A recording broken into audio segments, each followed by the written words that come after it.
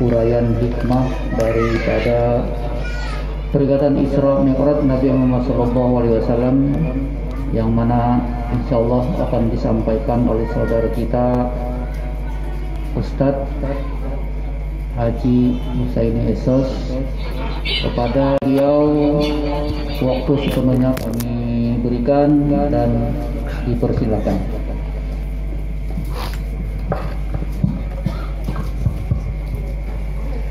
Terima kasih atas waktu yang diberikan. Assalamualaikum warahmatullahi wabarakatuh. Alhamdulillahirabbil alamin. Asyhadu an la ilaha illallahul malikul haqqul mubin wa asyhadu anna Muhammadan abduhu wa rasuluh sadiqul wa'dul amin. Allahumma shalli wa sallim wa barik ala sayyidina Muhammad wa ala alihi wa ashabihi ajma'in, amma ba'd. Yang kami hormati ahli bait beserta keluarga, yang kami hormati bapak-bapak, ibu-ibu, serta adik-adik dan anak-anakku yang berbahagia. Alhamdulillah, malam ini kita dapat berkumpul di majelis kita, yakni Majelis Al-Amin, dalam rangkaian memperingati Isra Mi'raj Nabi kita Muhammad sallallahu alaihi wasallam. Peringatan-peringatan semacam ini sudah tidak asing bagi kita sekalian, terlebih di majelis kita, Majelis Al-Amin ini, karena hampir setiap saat pertemuan kita selalu sebenarnya membicarakan atau memperingati daripada bagaimana perjalanan Nabi kita Muhammad sallallahu alaihi wasallam. Nah, malam ini alhamdulillah bertepatan dengan bulannya, yakni bulan Rajab, ya. Insyaallah kita akan coba kembali untuk mengingat, ya, peristiwa Isra Mi'raj Nabi kita Muhammad sallallahu alaihi wasallam. Namun sebelum saya menyampaikan, terlebih dahulu saya mohon maaf, ya, dan saya juga mohon izin karena di samping kami ada saudara kami Pak Samsuni. Kami mintakan kepada beliau sebelum saya mengisi agar beliau juga bisa memberikan petuah, ya, atau nasihat kepada kita sekalian yang tentunya berkaitan dalam hal peristiwa Isra Mi'raj dan juga berkaitan dengan kegiatan amaliyah daripada isi Bismillahirrahmanirrahim dalam pelajaran majelis kita setiap malam Jumatnya. Untuk ini kepada beliau waktu dan tempat saya persilakan.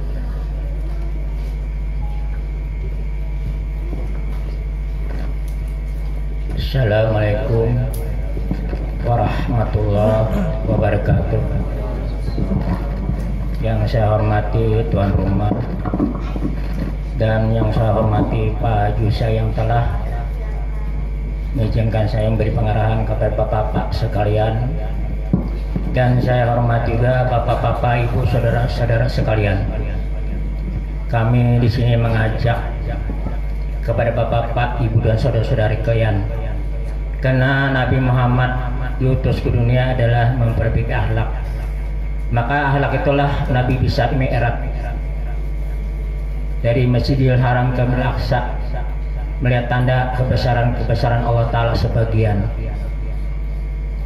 Jadi sini tuntunan sholat, sekali lagi saya ucapkan tuntunan sholat, karena kalau kita sholat pertama diajak azan, Allahu Akbar, Allahu Akbar, asyhadu an la ilaha illallah, asyhadu anna Muhammadar Rasulullah. Hayyal shalah, hayyal falah. Pengertiannya hayyal shalah, marilah kita menjalankan kebaikan. Hayyal falah itu menuju kemenangan. Yang mana yang menang? Yang kebaikan menang, yang bawa kebatilan kalah, kalah nafsu. Jadi mulai zaman Adam sudah ada nafsu. Kenapa? Adam dijadikan, lalu ada Hawa. Maka kisahnya itu jangan kau dekati buah kolbit, sebenarnya buah nafsu.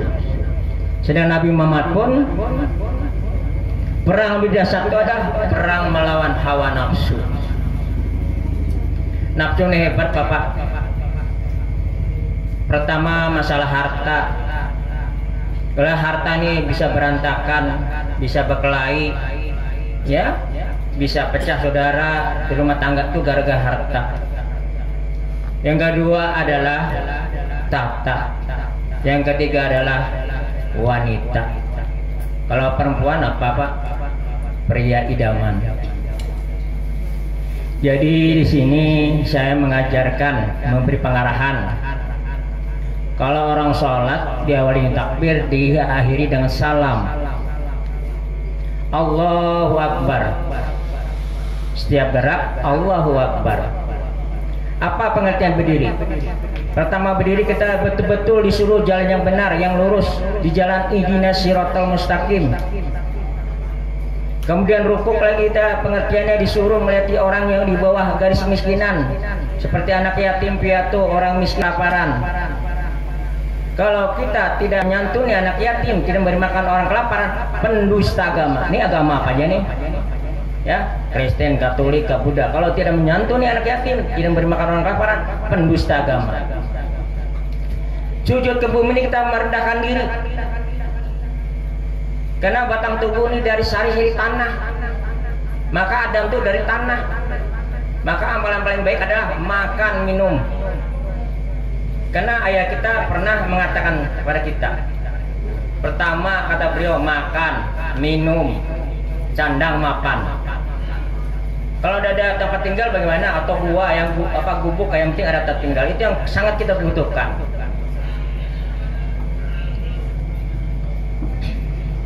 Kemudian kita duduk apa saja, selalu kita jalan kebaikan. Assalamualaikum warahmatullah. Pengertiannya kita membuka sifat assalam, menyelamatkan, menjenterakan. Kalau tetangga kita jangan cecok, hidup selalu rukun. Kiri kanan kita rukun.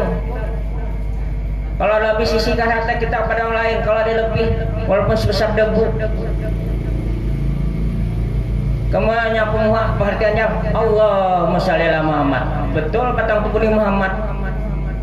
Nih batang tubuh ini Muhammad. Kalau betul batang tubuh Muhammad, orangnya terpuji, tidak mudah tersinggung, tidak sakit hati. Itu Muhammad. Di orang jahat dibalas kebaikan. Itu contoh teladan buat kita. Nabi Muhammad tuh orangnya Rahman Rahim, rahmatan lil alamin. Maka kita sholat, pengertiannya apa? Yang 17 rakaat itu diambil dari batang tubuh kita. Pertama Isya 4 rakaat, subuh 2 rakaat, zuhur 4 rakaat, mata kuping, asar lengan kiri kita 4, maghrib lubang 2 mulut 1. Itu yang disolatkan. 50 yang mana? Yang 50 itu adalah panca indera kita disolatkan. Yang mana? Pendengaran, penglihatan, perkataan. Ini penciuman ini, hati akal kita itu ya sebenarnya yang disolatkan.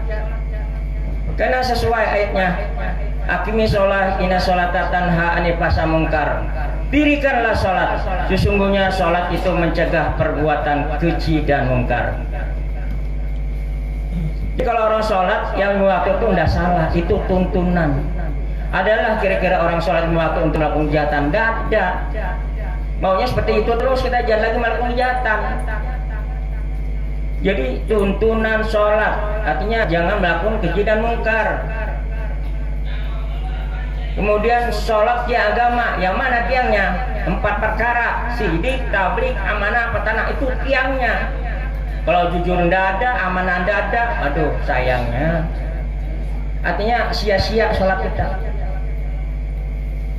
Maaf ya, ini keras. Kemudian apa? Salatnya orang mukmin yang mana? Orang yang jahat ini yang baik itu namanya orang mukmin. Kemudian salat zikrullah, yang mana salat zikrullah? Selalu menjalankan kebaikan, agama apa, suku apa, aliran apa, tidak membedakan, selalu menjalankan silaturahim. Sebenarnya hablum minallah itu pengertiannya menyuntuk, menyempurnakan hablum minanas. Kalau sempurna hablum minanas, maka sempurnalah hablum minallahnya. Yang kelima apa? Salat daim. Kalau salat daim ini Pak tidak buruk tidak suara, tinggal di perbuatan. Yang mana perbuatannya? Yang 10 perkara yang kita harus pakai. Yang mana? Sidik, tabligh, amanah, patana, ikhlas, ridha, sabar, sangka baik, jalankan kasih sayang, bersedekah 10. Kalau bisa pakai itu berarti mirat orang itu. Asal bisa yang 10 perkara tadi. Kan Nabi Muhammad contoh buat kita. Nabi Muhammad itu dibersihkan hatinya, nah baru mirat. Kalau kita hati bersih, akal kita bersih, mirat. Kan Nabi Muhammad contoh buat kita. Apa yang bisa merah? Kita umat Muhammad. Kalau kita bisa makan 10, merah juga. Hati ini dibersihkan, jangan sampai kotor. Perbuatan yang tercela, tinggalkan jauh.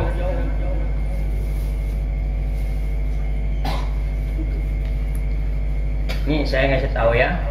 Pertama, rahasia berlindung pada nur. Nur lagi berlindung raga, raga lagi berlindung pada rupa, rupa lagi berlindung pada sifat. Kenapa pada sifat? Ada ayatnya. Manusia itu rahasiaku, rahasiaku dan sifatku, sifatku tidak lain aku juga. Kalau gini apa Pak Bu? Baik, benar, betul, bermanfaat. Kalau ke bawah apa Bu? Buruk, busuk, bermasalah. Siapa aja gagal dengan baik bermasalah. Maupun dunia maupun akhirat. Kalau dunia bisa melindung, kalau akhirat tidak bisa melindung. Pasti hukum karma berlaku. Maaf ya. Kita memaparkan. Kalau cocok pakai, kalau cocok apa? Aku udah maksa. Tuhan tuh Maha Kaya, tidak kekurangan, semua milik Allah Ta'ala. Yang mana miliknya? Orangnya itu kodrat, iradat, ilmu, hayat, sama, kuasa kalam, meliputi alam semesta, termasuk diri kita nih, diliputinya.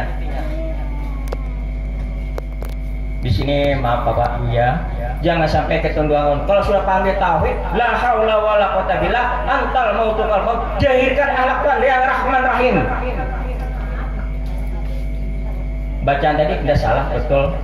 Bacaan tadi betul, tidak salah. Kalau kita betul-betul ikuti bacaan baru pas, ya, mesra itu. Ayanda kita pernah berkata sama saya, nah, kalau kita baca selawat 1 kali, ikuti akhlaknya. Betapa artinya mesra sama Allah Ta'ala. Kalau kita baca banyak tapi gak ikuti akhlaknya, berarti udah mesra sama Allah Ta'ala. Allah Ta'ala itu dijauh, di dalam dirimu tuh aku jualan Ta'ala, apa kedengaranku? Maka situ ayat jelas, awaludin marifatullah, awal agama mengenal Allah. Kalau kenal dengan Allah, takut berbaca, siapa yang jati? Yang jati saudara kita, belahan jiwa. Makanya Adam dan Hawa, 1, 2, 3 jadinya. Coba kita gotong royong, 1, 2, 3 baru tangkap. Yang ketiga ini maknanya gana. Seperti subhanallah 33 kali, Allahu Akbar, alhamdulillah 33 kali, Allahu Akbar 33. Yang mana? Itu yang ngomong siapa? Yang ngomong. Kalau kita duduknya di la haula wala quwata illa billah antal mautul qabl, yang kalam-kalam siapa? Pendengaran siapa? Kalau benar masyarakat. Subhanallah itu pekerjaan jaga sifat Tuhan yang 7 sifat itu jaga oleh kita, jangan melakukan perbuatan yang keji dan mungkar. Maka Allah Ta'ala bersalawat pada diri kita. Alhamdulillah banyak orang yang pemurah. mulai tenaganya, hartanya, ilmunya, senyumnya, baru pas Allahu Akbar. Apa artinya? Kalau orang pakai maaf ya, Allah Maha Besar. Tapi kalau tauhid berbeda. Allah namanya Hu, itu aku aja, Ahmad orangnya. Itu meliputi alam semesta, termasuk diri kita diliputinya. Bar itu semesta alam. Bila kita diliputinya, yaitu sifat. Jadi doa itu salah. Tapi sudah paham ilmunya, la haula wala quwata billah. Maaf ya, karena meminta lagi lawan Tuhan. Apa dipinta? Siapa diminta? Siapa yang minta? Siapa yang minta? Siapa yang meminta? Nabi Muhammad ceritanya waktu naik erat ke atas mau ketemu Tuhan, ketemu Tuhan. Mana Tuhannya? Tidak ada. Barangkali itu Tuhan juga bilang, oh terdengar suara, suaraku yang mendengar aku juga. Berarti orangnya ada jauh. Wahwa makum enama kuntum, aku bersamamu di mana kamu berada. Langsung Nabi terselungkum sujud. Jadi dudukan batang tubuh Muhammad, la haula wala quwata billah. Melihat di arah sana ngaran Muhammad duluan. Jadi bapak sekalian roh dan Nur Muhammad, bapak terlalu itu adalah Adam. Semua batang tubuh dan Adam. Jangan sampai kita berbuat jahat sesama saudara kita walaupun dapat berbeda. Selalu kita jalankan silaturahim. Silaturahim ini paling utama. Kristen, Buddha, Katolik. Jangan sampai kita mencaci maki orang. Ya siapa tahu hati bersih, hatinya bersih, hati batinnya bersih. Jangan sampai. Hati bersih batinnya paling jujur susah. Makanya mulai pengorbanan, bila mau pengorban bisa bersih. Korban tenaganya, korban hartanya, korban perasaan, itu bisa bersih. Dicela orang, dicaci orang, tidak marah. Kita tidak melakukan kejahatan. Tapi orang, oh Pak Samsuni udah sembahyang lagi. Oh Pak Samsuni udah minta lagi sama Tuhan, sombong. Bagaimana saya minta sama Tuhan kalau orangnya bersama? Memang ayat situ jelas, minta oleh kamu, niscaya aku beri. Kalau kita pahamnya di tauhid, la haula wala quwata billah, Tuhan itu menampakkan akhlaknya, menampakkan sifatnya, orangnya pemurah.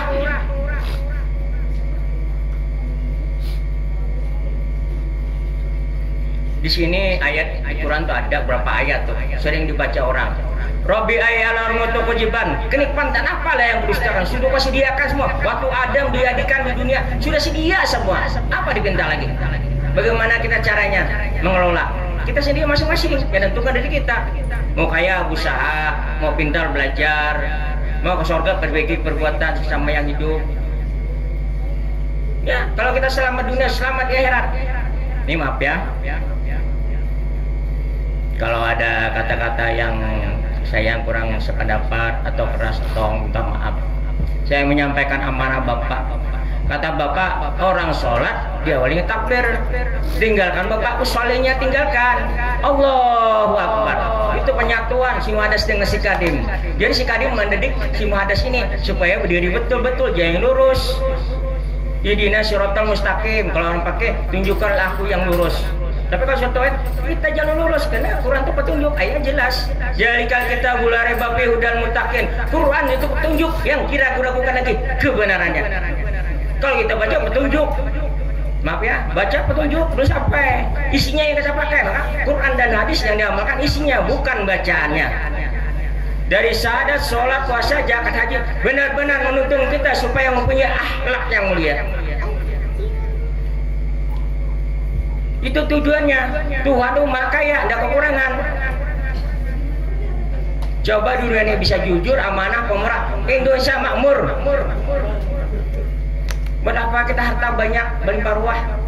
Kalau pendapatan kita yang benar, nanti kalau mati nyisa kita, barang harta ditinggalkan semua, istri ditinggalkan, rumah ditinggalkan, semua harta semua ditinggalkan. Yang kita bawa apa? Kebaikan. Karena di Quran itu jelas ayatnya, tidak bisa dibohongin. Perbuatan baik sebesar debu, niscaya akan dapat kebaikannya. Berburuk sebagai apa? Sebagian artinya sebesar sedikit pun kau dapat keburukannya. Jelas itu di Quran. Tidak bisa dibohongin. Dari syahadat, sholat, puasa, zakat, haji, ini tuntunan jadi orang baik. Kalau bisa kita ngajarkan bagus, tidak salah. Itu tuntunan sholat, tuntunan puasa, tuntunan zakat, tuntunan haji. Dia kata belajar memberi 2,5 beras. Setahun sekali baru belajar. Maaf ya, kantongnya kosong, perutnya kosong, apa yang terjadi? Ya, perutnya kosong, kantongnya kosong, apa terjadi? Kalau dia yang hidup ngasih makan, tidak mungkin di daerah Banjar kebanjaran. Kalau dia hidup menolong, matian banyak. Yang hidup menolong, yang hidup aku jual darah. Jadi dimana lagi? Tandang hidup. Kalau tandang hidup takut berbuat jahat, yang hidup siapa? Kita mati hukumnya. Betul-betul duduk. La haula wala quwata illa billah. Nih sekali lagi saya minta maaf kepada bapak-bapak, ibu, saudara-saudara kalian, karena saya memberi pengarahan kepada bapak ibu, saya keras, tidak sepotong-potong, langsung intinya. Maaf ya, kalau tidak pernah jujur, sekali lagi ya, tidak pernah jujur, tidak pernah amanah, jangan harap kita terpental ke atas. Maaf, walaupun banyak bacanya, walaupun bisa dahinya didahina, kalau tidak jujur, jangan harap kita terpental ke atasnya ke surga, jangan harap. Ini intinya nih, jujur sama amanah. Berat tuh jujur amanah tuh, nyaman sambat, tapi bang, waduh, digawe uyuh. Berat tuh pemakaian tuh. Bisa lah kita ikhlas dicela orang. Berat. Ya. Maaf, sekali lagi, dan kami katakan yang benar itu benar, walaupun kata caci maki silahkan, karena saya amanah bapak, jangan takut nak, itu saya pegang itu amanah itu, jangan takut, memang saya tidak takut, saya masukkan di YouTube ceramah saya tidak takut, iya tidak takut. Disembah siapa orang disembah?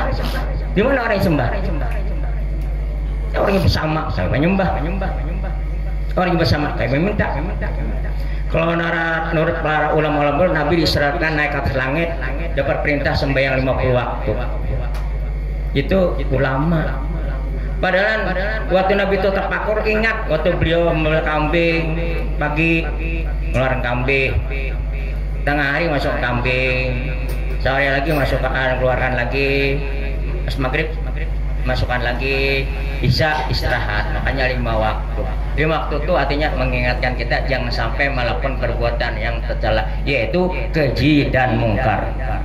Nah, sampai sini aja, karena yang melanjutkan adalah Pak Jusai. Kalau ada kata saya, sekali lagi saya minta maaf lahir dan batin. Sekian, terima kasih. Dalam pertemuan kita yang lalu, saudara kita juga Pak Samsuni pernah menyampaikan bahwa sholat dengan sembahyang itu berbeda, ya.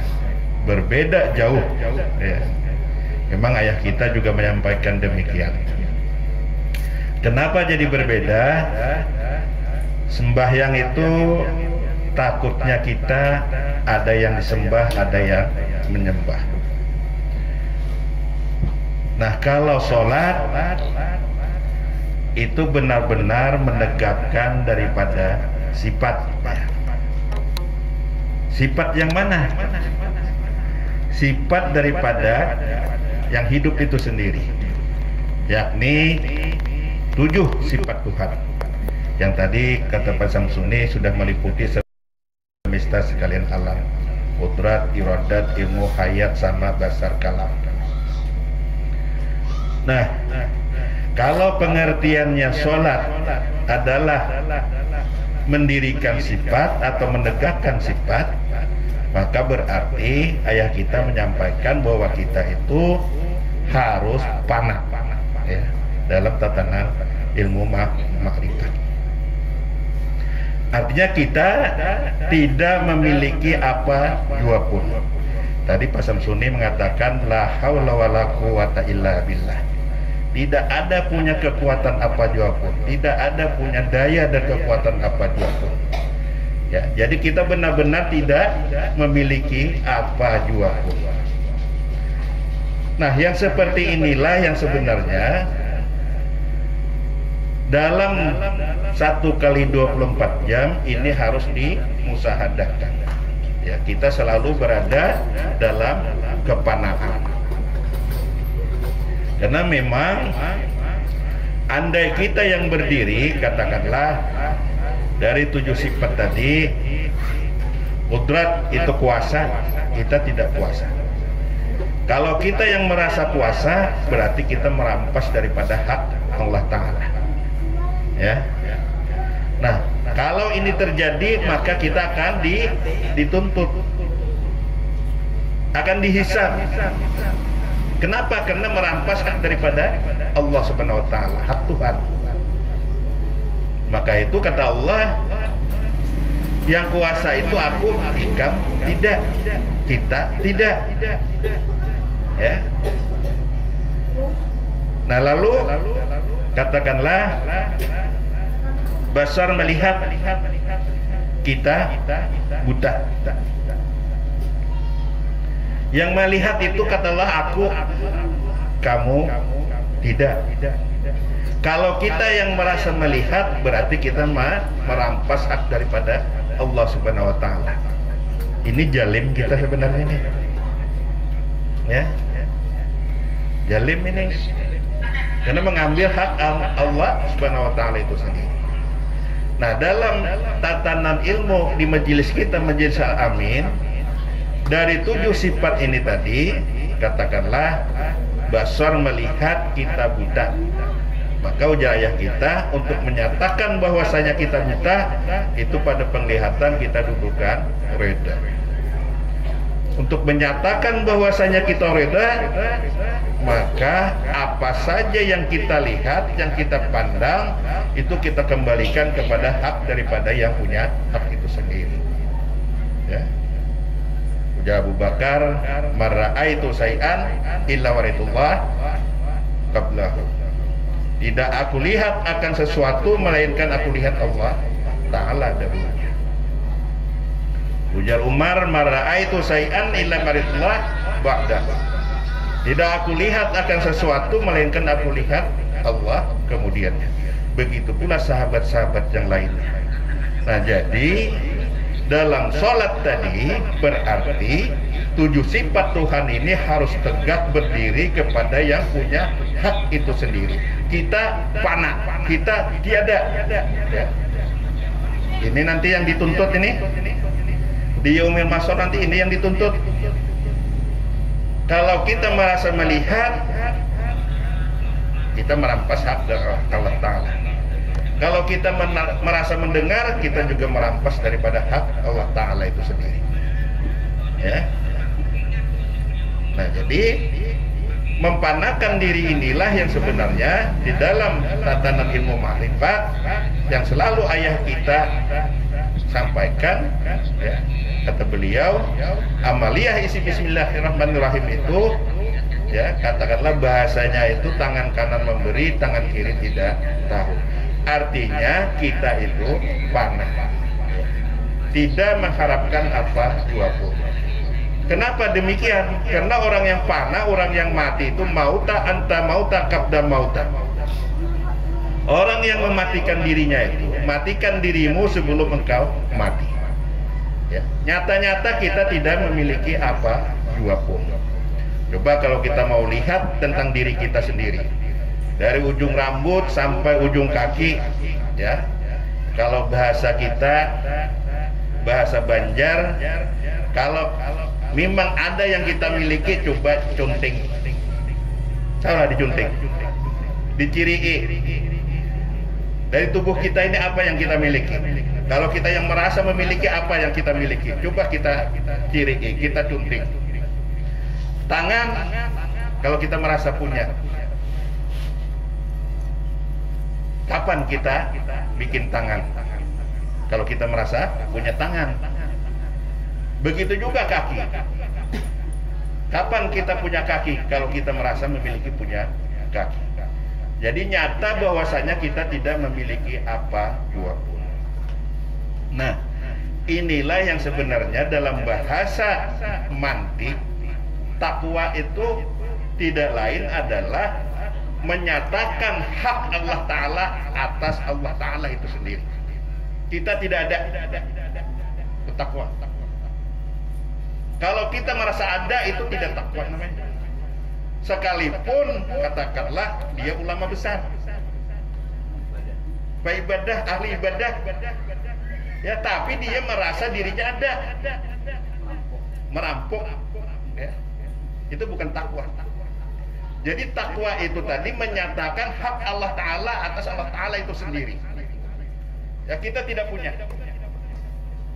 Nah, lalu duduknya dengan Rahman Rahim, karena hak Allah Ta'ala, maka untuk menyatakannya nyata bahwa kita tidak punya. Allah Ta'ala ujar ayah kita, pernahkah meminta? Tidak ada. Allah Ta'ala itu hanya memberi. Jadi menyatakan bahwasanya kita panah, kita tiada, ya, maka yang menjahir, yang maha hidup itu bersifat Rahman Rahim, bersifat pemurah. Nah, itu dicontohkan oleh Nabi kita Muhammad SAW. Di majelis kita kemarin dicontohkan oleh ayah kita tentang Rahman Rahim ini, tentang sifat pemurah ini. Beliau contohkan kepada kita sekalian. Dan Rahman Rahim ini memang tidak memandang siapa jua pun, ya, suku apa, agama apa, ya, itu tidak dilihat di situ. Sebagaimana matahari bersinar di alam semesta ini. Matahari bersinar itu dia tidak memilih ini yang kusinari hari ini orang Banjar aja, tidak. Atau orang Jawa aja tidak, atau orang Kutai saja tidak. Semua kena. Ya. Itu ayat-ayat Allah yang menampakkan bahwa sifat Allah itu maha pemurah. Ya. Itu salah satu contohnya. Nah, jadi sekali lagi kami ulang bahwasanya takwa itu tidak lain adalah menyatakan hak Allah Ta'ala itu atas Allah Ta'ala itu sendiri. Kita tidak memiliki apa jua pun. Kalau kita merasa ada, maka kita merampas hak Allah Ta'ala itu sendiri. Kita nanti akan dituntut itu, ya, pasti akan dituntut, akan dihisab, ya. Nah, jadi katakanlah dari sifat 7 itu tadi, sifat sama mendengar. Yang mendengar itu aku Allah Ta'ala, kamu tidak. Kalau kamu merasa mendengar itu jalim, itu mengambil aku, ya. Berarti kamu tidak takwa. Tapi kalau kamu merasa memang tidak mendengar, kamu buta, tuli, ya, tidak mendengar, tuli, berarti kamu benar takwa. Ya. Sedikit aja sebenarnya. Cuma dalam tatanan syariat, takwa itu sering orang menerjemahkan apa? Melaksanakan perintah, menjauhi segala larangan. Sebenarnya perintah yang mana? Perintah untuk menyatakan bahwasanya kita tidak memiliki apa jua pun. Ya. Supaya apa? Supaya nyata qul huwallahu ahad, katakan Allah itu esa. Esa segalanya. Sifatnya, asmanya, af'alnya, zatnya. Tidak ada kita punya. Nyatakan itu, nyatakan bahwa kita tidak ada, tidak memiliki. Nah, kalau kita bisa menyatakan bahwasanya kita tidak memiliki, itu takwa kita namanya. Ya. Maka apapun yang kita lakukan itu akan menjadi amal ibadah. Karena bukan kita. Yang melakukan bukan kita. Ya. Tapi bila kita yang merasa memiliki, itu berarti tidak takwa. Ya. Itu dituntut nanti itu. Sekalipun dia seorang ahli ibadah. Ya. Nah, sama dengan tadi Rahman Rahim itu sendiri. Kalau bahasa Bapak ujar sini tangan kanan memberi, tangan kiri tidak tahu. Artinya memang benar-benar kita tidak memiliki, tidak mengharapkan apa jua pun dari hal yang kita berikan, ya. Karena yang diberikan kita tidak punya juga, bukan kita yang punya. Ya. Dari sifat 7 semuanya dia meliputi. Kita tidak ada. Nah, inilah yang sebenarnya kalau kita dalam kehidupan sehari-hari 1 kali 24 jam bisa kita mempanahkan diri kita, menyatakan bahwa kita tidak memiliki kekuatan apa jua pun, yang hanya mempunyai kekuatan dan mempunyai segalanya itu adalah hak daripada Allah Ta'ala itu sendiri. Nah, ini bernilai ibadah itu. Jadi apa saja aktivitas yang kita lakukan akan bernilai ibadah. Karena bukan kita yang melakukan.